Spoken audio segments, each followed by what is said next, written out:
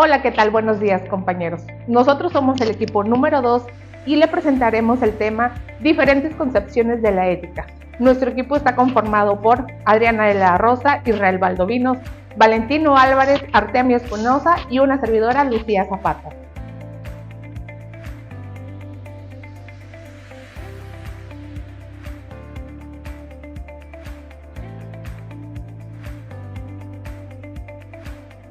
El relativismo ético se refiere a la ausencia objetiva de los valores, es decir, que los valores no se presentan de forma universal para regir a todos los seres humanos por igual. Por tal motivo, muchas personas o sociedades crean sus propios valores.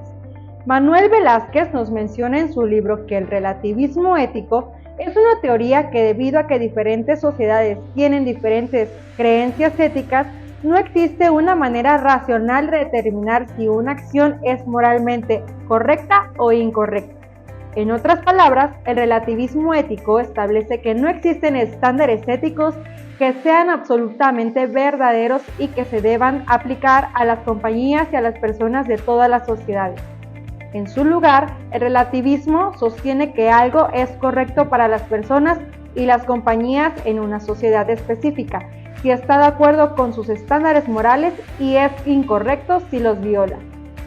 Velázquez dice que el relativismo ético es una teoría que dice que no existen estándares éticos que sean absolutamente válidos y que se apliquen o deban aplicarse a las compañías y personas de todas las sociedades. En la antigüedad griega fue muy famosa la frase de Protágoras: el hombre es la medida de todas las cosas, con la cual se pretendía asentar que cada individuo, según su modo de pensar, es el que implanta los valores en cada hecho o situación que se presenta.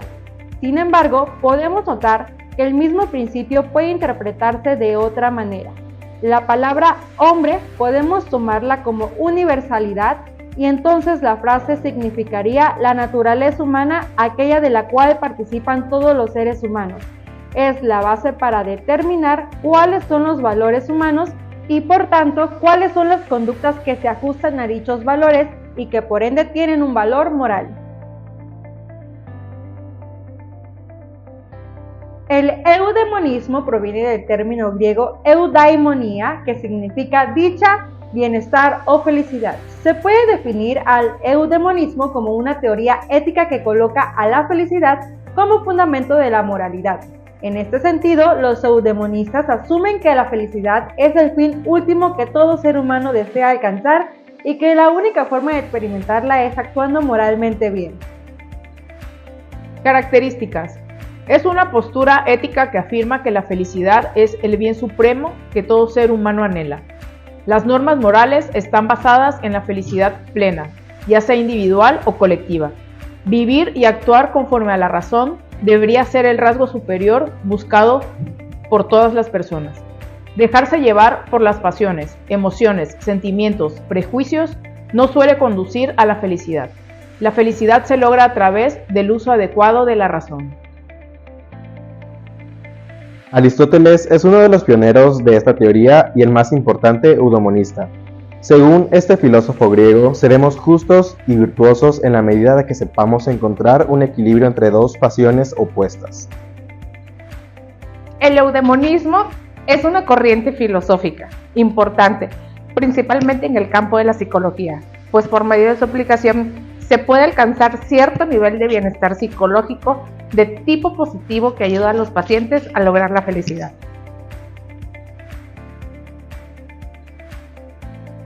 Hedonismo. Para hablar del hedonismo es necesario distinguir dos sentidos del término placer, que en varias ocasiones se confunden. 1. Como sentimiento o estado afectivo placentero que acompaña a diferentes experiencias, por ejemplo, el abrazo de una madre a su hijo, la compañía de un buen amigo, la alegría de solucionar un problema, etc. Su opuesto sería algo afectivo pero desagradable, por ejemplo, el encuentro con una persona que no nos simpatiza, la lectura de un mal cuento, la torcedura de un tobillo, etc. 2. Como sensación agradable producida por algunos estímulos, por ejemplo, una buena comida, una caricia, etc. Su opuesto sería el dolor producido en alguna parte del cuerpo, por ejemplo, dolor de espalda, dolor de estómago, oído y más. Los hedonistas creían que el placer viene de lo bueno y por lógica su opuesto era lo malo. Todo placer o goce es intrínsecamente bueno, se basa en la ideología psicológica, la cual hace referencia a que los seres humanos buscan y prefieren el placer. Pero es importante mencionar que no todo lo que el ser humano desea en la vida puede ser bueno. Tendría que estar siempre acompañado de la bondad moral para que sea considerado realmente bueno. Es decir, que su placer personal no debe estar basado en el dolor de otro. Por ejemplo, puede ser que alguna persona le haya hecho daño a otra en esta vida y esta última desee vengarse para saciar su rencor, pero al encontrar placer en el sufrimiento de otro, también causará dolor, y es ahí donde podemos comprobar que no todo lo que el ser humano desee para tener placer puede ser bueno. Solo el placer es intrínsecamente bueno. Las acciones negativas también producen placer. La bondad de un acto o experiencia depende del placer que contiene. En esta se oponen los hedonistas cuantitativos y los cualitativos, para quienes las diferencias cualitativas producen diferencias de valor. Para los hedonistas cuantitativos, la bondad dependerá de la cantidad de placer, mientras que para los hedonistas cualitativos, las diferencias en la calidad del placer producirán diferencias de valor. El estoicismo es una filosofía que literalmente significa amor por la sabiduría. Es una metodología para buscar la sabiduría práctica en la vida. Está basado en el predominio de la razón y no da lugar a los impulsos pasionales.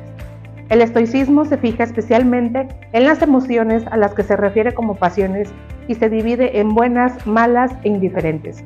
Según Aristóteles, la ética es la parte de la filosofía estoica que trata de los valores morales, las virtudes y el comportamiento correcto. Los estoicos creen que virtudes como la sabiduría, la justicia, la fortaleza y la moderación son necesarias para llevar una vida virtuosa y plena. El estoico tendrá que renunciar a los placeres y soportar los dolores y penalidades propias. El positivismo es una corriente filosófica que aboga por la aplicación del método científico y la observación empírica para comprender y explicar el mundo. Su fundador, Augusto Comte, dice que el positivismo se centra en hechos y objetivos, rechazando especulaciones metafísicas o teorías abstractas. Busca conocer patrones y leyes naturales a través del análisis empírico, promoviendo la objetividad y el avance del conocimiento, basado en la observación sistemática. El positivismo ha influido en la sociología y otras disciplinas, fomentando el enfoque científico y la búsqueda de explicaciones racionales en la comprensión de la realidad. El formalismo kantiano se centra en la filosofía ética de Immanuel Kant, un filósofo alemán del siglo XVIII. Kant argumenta que la moralidad de una acción no debe basarse en sus consecuencias, sino en el deber y la intención detrás de esa acción. Según Kant, una acción es moralmente correcta si se realiza por deber, es decir, por respeto a la moralidad universal que él llama el imperativo categórico. Este enfoque ético se aleja del utilitarismo y otras teorías consecuencialistas al concentrarse en el deber moral intrínseco de cada individuo. Principios fundamentales del formalismo kantiano. Universalidad. Obra solo según una máxima tal que puedas querer al mismo tiempo que se convierte en una ley universal. Esta formulación subraya que una acción es moralmente correcta si la máxima que la guía puede aplicarse a todos sin contradicción. 2. Humanidad como fin en sí mismo. Obra de tal modo que trates a la humanidad tanto en tu persona como en la cualquier otro, siempre como un fin y nunca simplemente como un medio. Aquí Kant enfatiza el respeto a la dignidad y autonomía de cada individuo. 3. Autonomía y legislación universal. Obra como si por medio de tus máximas fuerzas siempre un miembro legislador en un reino universal defines. Esta formulación combina la universalidad con la idea de que cada individuo debe actuar como si sus acciones contribuyeran a un sistema moral universalmente aceptado.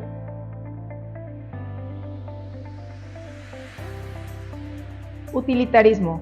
El utilitarismo es una teoría ética que trata de diferenciar el bien del mal al enfocarse exclusivamente en los resultados de las acciones. Es una versión del consecuencialismo. El utilitarismo determina que la opción más ética es la que produce el mayor beneficio para el mayor número de personas. La moral utilitarista reconoce al ser humano el poder de sacrificar su propio bien por el bien de los otros. Solo rehúsa admitir que el sacrificio sea un bien por sí mismo. Un sacrificio que no aumenta ni atiende a aumentar la suma total de la felicidad. Lo considera desperdiciado. ¿Cuál es el objetivo de este? La base de la conciencia moral del utilitarismo es este principio de utilidad, que trata de alcanzar la mayor felicidad para el número de personas, la mayor cantidad posible de placeres para el individuo y su comunidad. El utilitarismo permite, en principio, que los intereses de la mayoría se condicionen a los derechos de las minorías y no consigue evitar distribuciones sociales injustas. El principio de la utilidad prescinde de los derechos y principios fundamentales. Lo justo es lo que produce mayor bienestar colectivo. Es importante recordar que la ética no es un concepto estático, sino que está en constante evolución y debe adaptarse a los cambios sociales y culturales. Espero que esta exposición haya sido de su agrado y les haya proporcionado nuevas perspectivas sobre la ética en los negocios. El equipo 2 les agradece por su atención y participación. Sin más que agregar, les deseamos mucho éxito. Hasta pronto.